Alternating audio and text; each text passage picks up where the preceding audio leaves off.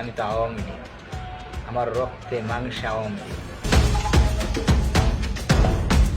ক্ষমতা থাকে বিড়ালও নিজেকে বাঘ মনে করেন, তাই ক্ষমতার অপব্যবহার করে বিভিন্ন অনৈতিক কাজে জড়িত থাকা সেই ডালিম হাওলাদারের মুখোশ উন্মোচন করতে চাই। আশা করি পুরো ভিডিও জুড়ে আমাদের সাথেই থাকবেন।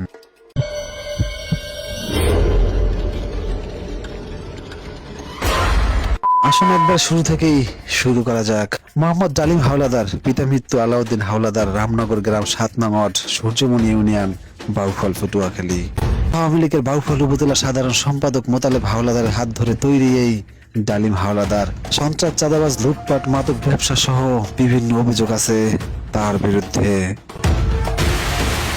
মোতালেব হাওলাদার বাউফল উপজেলার চেয়ারম্যান পদে ঘোড়া প্রতীক নিয়ে নির্বাচন করেন, আর সেই নির্বাচনের প্রচারণা করতে কিশোর গ্যাং নিয়ে মোটরসাইকেল শোডাউন দেন ডালিম হাওলাদার।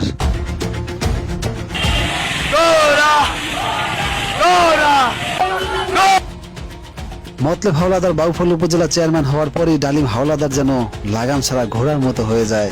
সন্ত্রাস, চাঁদাবাজ, লুটপাটে যেন তার বাম হাতের খেল। চলুন তার একটু আমলনামা দেখে আসি। 22 আগস্ট 2020 আলোকিত বরিশাল পত্রিকায় লেখা হয়, বাউফল মাদক মামলার আসামির ভয়ে পালিয়ে বেড়াচ্ছে এক পরিবার। সূর্যমণি ইউনিয়ন রামনগর গ্রামের সুজন হাওলাদার জিয়া মঞ্চের সদস্য সচিবকে মারধর করে 2টি পা ভেঙে দেয় ডালিম হাওলাদার ও তার লোকজন। সুজন হাওলাদার বাউফল থানায় 4টি মামলা করে বেশি দিন চালাতে পারেননি, কারণ সে সময় ক্ষমতা ছিল আওয়ামী লীগ, তাই উপরের চাপে মামলা তুলে নিতে বাধ্য হয়। শুধু মামলা তুলে নেওয়াই ক্ষান্ত হননি ডালিম হাওলাদার, সুজন হাওলাদারকে পরিবার সহ করেছেন এলাকা ছাড়া। 2025 সালে এসে সুজন হাওলাদারকে পরিবার নিয়ে ভাড়া বাসায় থাকতে হয়, যেতে পারে না তার নিজ গ্রামে সেই ডালিম হাওলাদারের ভয়ে। শুধু সুজন হাওলাদারকে না, এরকম একাধিক মারধরের অভিযোগ আছে ডালিম হাওলাদারের বিরুদ্ধে। 11/3/2024 অজিত মির্জার ছেলে বাচ্চু মির্জাকে মারধর করা হয় বাবুল ভুইয়ার ছেলে মোহাম্মদ শামীম হোসেনকে, মনসুর ভুইয়ার ছেলে মোহাম্মদ জোয়েল ভুইয়াকে। এরা সবাই সূর্যমণি ইউনিয়ন রামনগর গ্রামের বাসিন্দা। এখানেই শেষ নয়, 4/12/2024 তারিখে রামনগর সলখানা মৃত মোতালেবের ছেলে ইলেকট্রিক দোকানদার মোহাম্মদ সাইদুর রহমানকেও মারধর করেন। 24/11/2024 তারিখে মোহাম্মদ গয়েসউদ্দিন ব্যাপারীর ছেলে মোহাম্মদ মাহবুবকেও মারধর করেন। 25/11/2024 তারিখে গহর আলীর ছেলে জালালকেও মারধর করেন এই ডালিম হাওলাদার, যার জন্য জালালকে বাউফল স্বাস্থ্য কমপ্লেক্সে 4 দিন ভর্তিও থাকতে হয়। এমন কোন অপরাধ নাই যা ডালিম হাওলাদারের করা হয়নি। সন্ত্রাস, চাঁদাবাজ, লুটপাট, এমনকি মাদক ব্যবসা থেকে শুরু করে কিশোর গ্যাং পর্যন্ত তৈরি করেছিলেন ডালিম হাওলাদার। 12/2/2025 একই দিনে 3 ব্যক্তিকে 3 স্থানে মারধর করেন ডালিম হাওলাদার। তারা হলেন মোহাম্মদ সোহরাব হোসেন মির্জা 7 নং ইউনিট বিএনপির সাধারণ সম্পাদক, মোহাম্মদ হানিফ ভুইয়া মিন্টু 2 মেম্বার এবং বিএনপি নেতা, এবং মাহবুব আলম মুন্সিকেও মারধর করেন ডালিম হাওলাদার। তারা 3 জন সে সময় বাউফল থানায় একটি মামলাও দায়ের করেন তার বিরুদ্ধে। ডালিমের সন্ত্রাসী কর্মকাণ্ড যে কত ভয়ঙ্কর, তাই ভিডিওটি দেখলে একটু আইডিয়া নিতে পারবেন।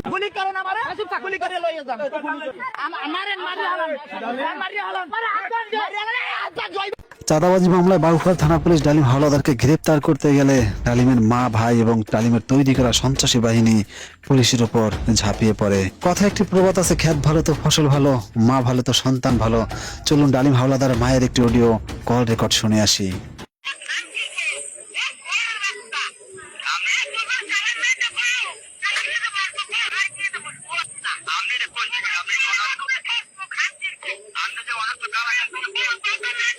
ডালিম হাওলাদারের নামে বাউফল থানায় মোট 8টি মামলা রয়েছে। এর মধ্যে একটি মামলা তার প্রথম বউ সুখী বেগম করেছেন পটুয়াখালী নারী ও শিশু নির্যাতন ট্রাইব্যুনালে।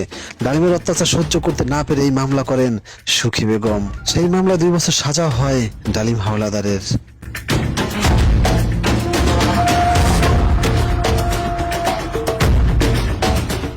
ডালিম হাওলাদার জামিনে এসে কনকদিয়া বাজারে হালিম টেইলার্সের সামনে কামাল হোসেন নামের এক ব্যক্তিকে মারধর করেন। চিকিৎসা নেওয়ার জন্য কামাল হোসেন লাইফ কেয়ার ফার্মেসিতে গেলে সেখানে গিয়ে আরেক দফা মারামারি করেন ডালিম হাওলাদার।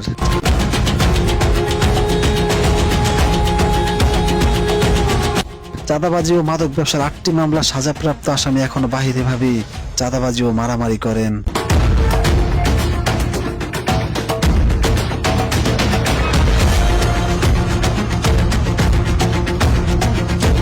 চলুন এবার ডালিম হাওলাদারের পাল্লক পুত্র হোসেন শিকদারের কিছু কর্মকাণ্ড দেখে আসি। হোসেন শিকদার ভিডিওতে ডালিম হাওলাদারকে বাপ বলে পরিচয় দিলেও এলাকা সূত্রে জানা যায় হোসেন শিকদারকে ফরিদপুর থেকে আনা হয়েছে পাল্লক পুত্র হিসেবে। 5ই আগস্টের পরে হোসেন শিকদার বিএনপির চেয়ারপারসন সাবেক প্রধানমন্ত্রী বেগম খালেদা জিয়াকে নিয়েও বাজে কমেন্ট করেন। কমেন্টে তিনি বলেন এতিমের টাকা মেরে রেখেছে তাই খালেদা জিয়ার এমন পরিণতি হয়েছে। শুধু তাই না, সে লাইভে এসে আমার বাবা জনাব ডালিম হাওলাদারের নাম উচ্চারণ যারা করছে এদের কঠিন থেকে কঠিনতর শাস্তি আমরাও আইনের মাধ্যমে নিব। আমি তো আওয়ামী লীগ, আমার রক্তে মাংসে আওয়ামী লীগ। এখন যদি আপনারা মামলা দেন, জেলে ভরে রাখেন, ইনশাল্লাহ এটা আপনাদের ব্যক্তিগত ব্যাপার। একটা সাংবাদিক আনলে বিভিন্ন যোগাযোগ মাধ্যমে বিএনপি নেতাদের ও সাংবাদিকদেরকে হুমকি দেন হোসেন শিকদার। 5 নং সূর্যমণি ইউনিয়নের সাধারণ মানুষ ডালিম হাওলাদার ও হোসেন শিকদারকে নিয়ে আতঙ্কে দিন কাটাচ্ছে। একাধিক মামলা সাজাপ্রাপ্ত আসামিরা এখনো কিভাবে বাহিরে এরকম ঘুরে বেড়ায়। টাকার কাছে বিক্রি হয়ে যাওয়া কিছু নামধারী নেতাদের কারণে এই সময় এসেও এত সাহস পান তারা। কি দরকার ছিল এদের স্বাধীন করার? আমরা তো সেই আগের মতো পরাধীনই রয়ে গেলাম। ওই যে কথা বলে জনসংখ্যা বাড়লো কেবল, মানুষ বাড়লো না। শিক্ষারও জমানা এসে শিক্ষা হলো না। এই জাতির আর কবে শিক্ষা হবে আমাদের জানা নেই। আল্লাহ হাফেজ।